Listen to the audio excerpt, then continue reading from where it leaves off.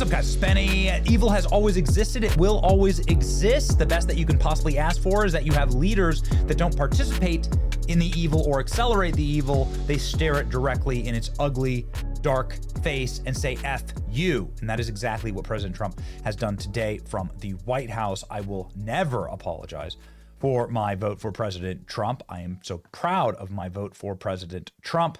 Videos like this reinforce precisely the leadership that we need right now, because Donald Trump, speaking directly at the horrific murder of the young white female refugee who was publicly executed by a criminal monster, you can tell that it affected President Trump. In his commentary here, just released from the White House, it's going viral. President Trump's message, he even holds up the images so that you can see them. Here's Donald Trump. For far too long, Americans have been forced to put up with Democrat-run cities that set loose savage, bloodthirsty criminals to prey on innocent people, really very, very innocent people. In every place, they control radical left judges, politicians, and activists, and they've adopted a policy of catch and release for thugs and killers. In Charlotte, North Carolina, we saw the results of these policies when a 23-year-old woman who came here from Ukraine met her bloody end on a public train. And here's a picture of it. This is the picture of it.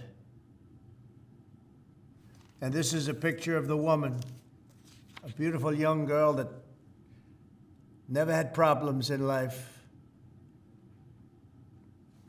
with a magnificent future in this country. And now she's dead.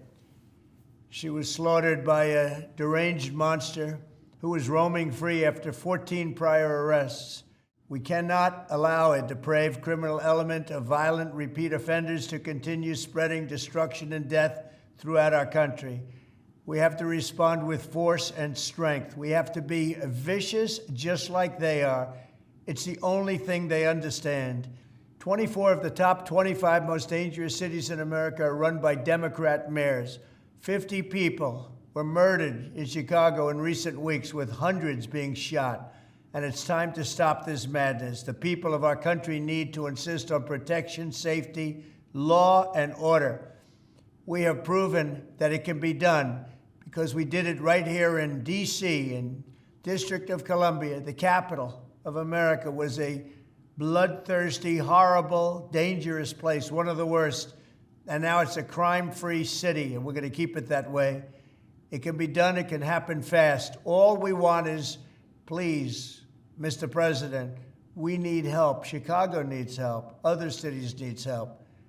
We'll do what has to be done because we're going to make America safe again, and that includes our big cities. We're going to make those cities safe. Thank you. Right there. Right there. That's my president. This is it. Somebody who's willing to stare evil in the face. Whether it's Hillary Clinton, whether it is the globalist, godless machine that tried to put a bullet in his skull, or whether it's this, ladies and gentlemen, DeCarlos Brown Jr., released from jail 14 different times in order to stab, maim, kill, and slaughter, and steal innocent young life. Ladies and gentlemen, at the very least, we have leaders who are willing to confront this and talk about putting a stop to it. We must take our country back. We don't have to live like this. And this is exactly what Karoline Leavitt just did as well at the White House press dais. Look at this image. The iconography here is so perfect. Yes. She is shaming all of the media, shoving it down their throats. How dare you not cover this? This is a premeditated racial hate crime execution. He said it. I mean, he says it after he kills her. He says, I got the white girl, I got the white girl. That's what this is all about. She shamed them in front of the world. To fight evil, you must confront it. And I guess the first confrontation has to happen inside of the press briefing room, and that is precisely what Karoline Leavitt just did. Karoline Leavitt calls out the fake news and the Democrats to their faces for ignoring the murder. First time they found this is the first time in history they found a Ukrainian refugee they don't want to talk about. Isn't that amazing? Shove it down their throats. Make them eat it. Here's Karoline Leavitt doing just that. Today, I would like to address the tragedy that has not received nearly enough media attention, the brutal murder of Irina Zarutska. Here are the facts that many outlets have shamefully and intentionally failed to report until President Trump drew attention to it. On August 22nd, Irina Zarutska was stabbed to death on the rail system in Charlotte, North Carolina, by a savage career criminal. This is a public transportation system that many in the area use every single day to go to school and work. Irina was on the train that night traveling home from her job at a pizzeria, still in uniform from her shift. This beautiful, innocent 23-year-old young woman was a Ukrainian refugee who had recently fled her country for a chance at a safer life and a promising new beginning here in the United States of America. But tragically, a public transportation system in a major American city was more dangerous than the active war zone that she left. The president and the entire White House are praying for her family and friends during this unimaginably difficult time. But while we extend our thoughts and prayers, we must also seek justice for this crime and call attention to this heinous incident. Surveillance video of the killing was finally released to the public this past Friday. It shows the alleged killer, DeCarlos Brown Jr., pull out a knife, get up from his seat behind Irina, and prepare to thrust a blade into her neck before the released footage gets cut. This is pure evil on full display. The most enraging and unacceptable part of this story is that her death was entirely preventable. DeCarlos Brown never should have been on that train that night. In fact, he should have been behind bars. DeCarlos Brown has been charged with crimes no fewer than 14 times, dating back to 2011, including for armed robbery, felony larceny, breaking and entering, and shoplifting. Brown had previously served 5 years in prison for a robbery with a deadly weapon charge, and he had also forfeited bonds 3 different times, twice in 2014 and once in 2023. Despite all of this past documented criminal history, when Brown was arrested yet again in January of this past year, a Democrat judge, who I will add was a strong supporter of former Vice President Kamala Harris, released this insane criminal once again without requiring him to pay any bail. He simply had to sign a written promise to return for his court hearing. Think about how crazy it is to ask a career criminal, someone who by definition repeatedly breaks the law, to just sign a written promise and come back again another day. This is madness. This monster should have been locked up, and Irina should still be alive. But Democrat politicians, liberal judges, and weak prosecutors would rather virtue signal than lock up criminals and protect their communities. And perhaps most shamefully of all, the majority of the media, many outlets in this room, decided that her murder was not worth reporting on originally because it does not fit a preferred narrative.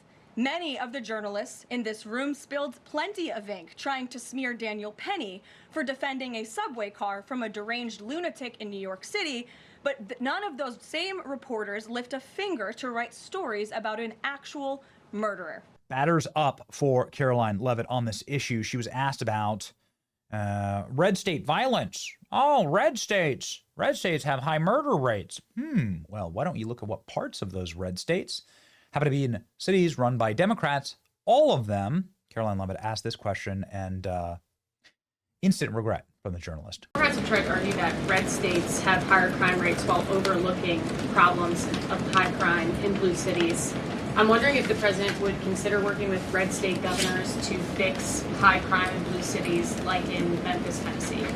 So first of all, I want to get to the premise of your question, Reagan, which is being pushed by Democrats, that there is crime in red states. Of course, there is crime in all states, but the crime in these cities is all in cities that are run by Democrats. If you look at the list of the top 20 high crime cities in the United States, every single one, with the exception of one in Louisiana, is run by a Democrat. And these Democrats have supported the same policies that I spoke about at the beginning of this briefing, like cashless bail. If you look at a red state, Mississippi, but a Democrat-run city in that state, Jackson, in 2019, Jackson, Mississippi eliminated cash bail for virtually all misdemeanor cases. And while Jackson is not formally a sanctuary city, the state of Mississippi formally banned sanctuary cities, and this city has acted as a de facto sanctuary city for criminals and illegal aliens since 2017. Same thing, Birmingham, Alabama, a Democrat-run city in a red state. In 2017, the Birmingham City Council